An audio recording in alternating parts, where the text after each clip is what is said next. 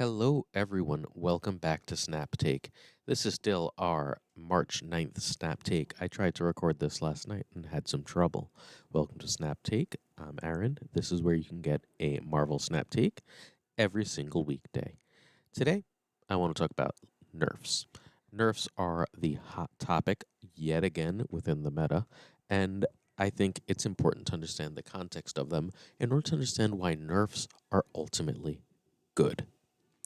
Now, my main argument here is going to be that nerfs are how the metagame for Marvel Snap evolves. I'm going to explain the history of that, at least a little bit of it, and why that's a good thing. So, even before release, nerfs were the main way that the game changed. There was a meta pre release where Mr. Negative, this card right here, see how it's a 4 -1? It was a 4/4.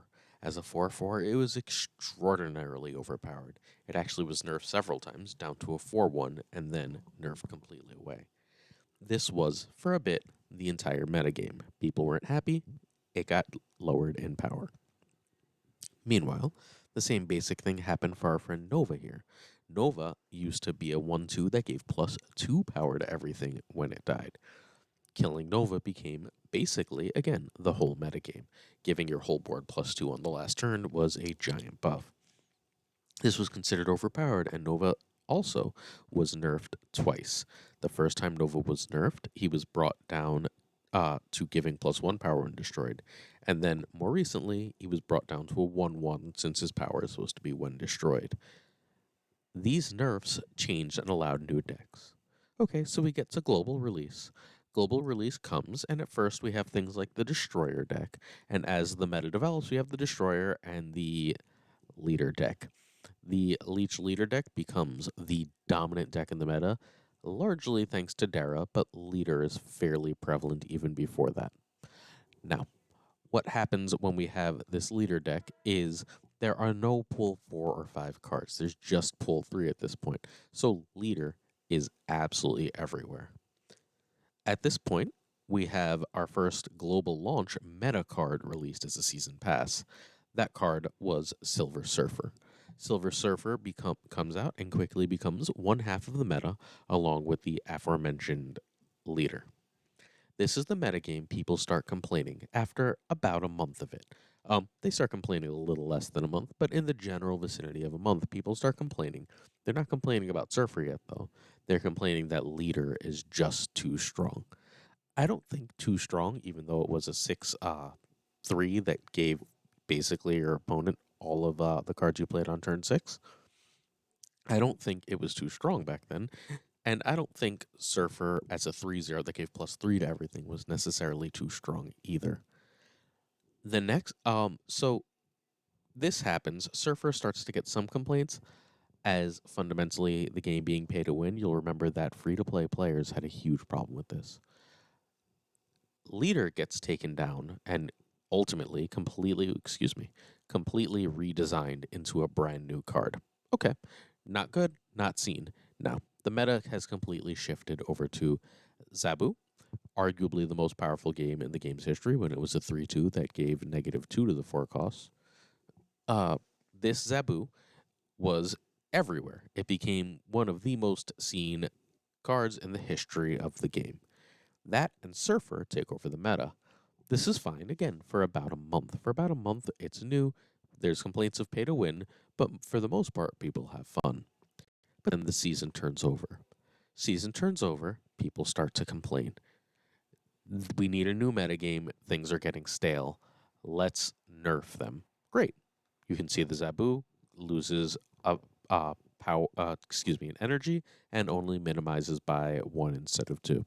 And Surfer only gives a +2 and now gains 2 power. Both are still very good. Neither one is the metagame. Darkhawk, unfortunately, in the process, is a casualty of this. He's released at around the same time. Great. Darkhawk's still very good. Surfer and Zabu are very good. But a new metagame begins to take place. Now, we have a small problem with this new metagame. That problem is the card release system. The card release system means that if there's a new powerful card, it's in pool 5. That is Shuri, who began to rise to prominence at the same time as Zabu and Surfer. Darkhawk, already nerfed, and Thanos, who will forever be pool 5. Now, these cards create new decks. Thanos and Shuri, in particular, become the dominant meta forces last season, the season that had MODOK as a season pass card. They're clearly the most powerful things. They're allowed to exist for about a month. Now, all of a sudden, it's a new season. Again, everyone says they're overpowered and have to go. There's always going to be this tier 1, tier 0 deck. That's the case. However, after about a month of playing it, because there are only 12 card decks, which creates only a certain number of decks being really, really viable at the top of the game, people get really sick of these decks. As they get sick of these decks, they want them to go away. Now, what that means is every month, people are going to be, for the time being, calling for nerfs. You can like that or not. Right now, the key card that everyone wants nerfed is Leech. We'll talk more about Leech in particular toward the end of the video, but everyone wants Leech nerfed, and relatively soon after, we have to assume Shuri is also going to take a hit, because without Leech in the meta, Shuri becomes the next bugaboo very, very quickly. Those are the two big high win rate decks. They're what everyone says is the best. So let's say they get nerfed. How do we get a new metagame? Well, this is where we run into trouble, and this is why we're going to have this problem again. When new cards are released, very few players can access them within the current way the game works. As things come into Pool 5, we get a lot of chaff, like, I don't know, M'Baku is not exactly shaking up the meta. Should a card like this be released, it's not going to affect anything. But we get a lot of chaff released into Pool 5, and it slowly trickles down, creates new decks, and creates, eventually, a new metagame. Fine. Now, if we don't want to play in the same metagame for months, seasons on end, that means we need nerfs and buffs monthly in order for there to be a new meta.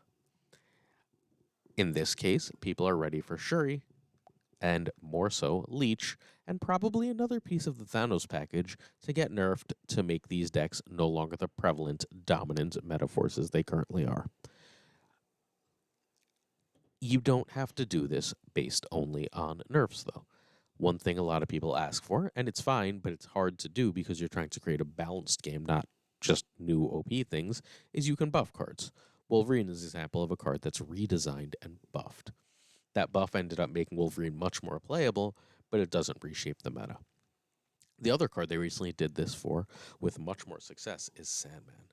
But when you do this, you risk creating new archetypes that push out old ones and end up with many of the similar complaints. Oh my god, why did they change something to make OP? Given that, nerfs remain the safest way for a developer to shake up the meta and create new cards, new decks. Now, we're almost at the point where we talk about Leech. Let's go back for 1 second. I just want to say, next month, we're going to have this conversation again. There's going to be new cards that everyone is going to demand be nerfed, because within a few weeks, we'll have come up with the new meta decks. Everyone will play them, everyone will have fun with them, and after a little bit of that pattern, everyone will decide that they're overpowered. Now, I think the most likely card to be next on the nerf list is Arrow. Arrow is extremely powerful and disruptive, and it is, even with all these other cards, among the very most played cards in the game. I believe, off the top of my head, it and Sunspot are the only two cards that go in both Shuri decks and Thanos decks. Now, She-Hulk is another incredibly... Actually, She-Hulk goes in both, I guess.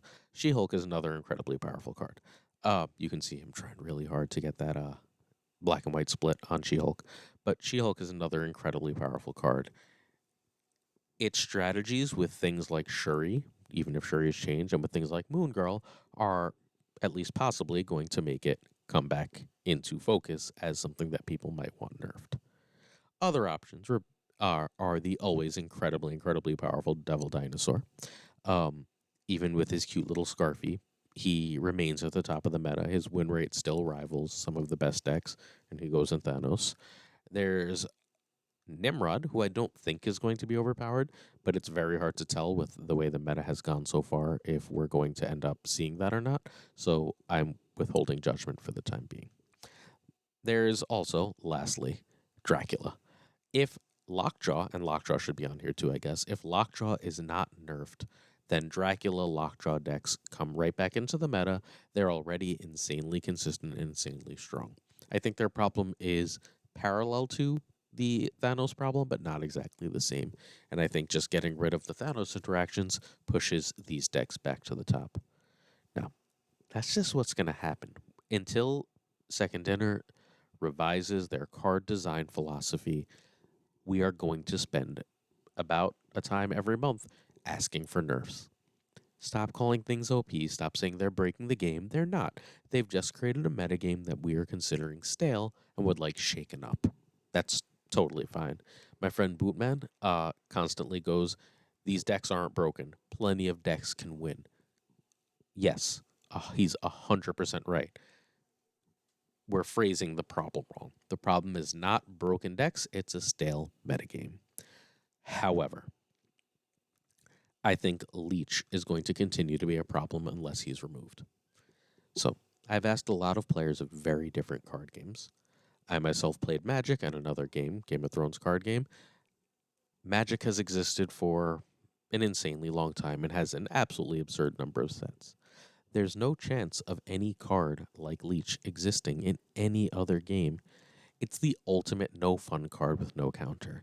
It says, fundamentally, unless you get extremely lucky for the rest of your game, you have 2 cards that do anything. That's broken now, and it's likely to be broken again.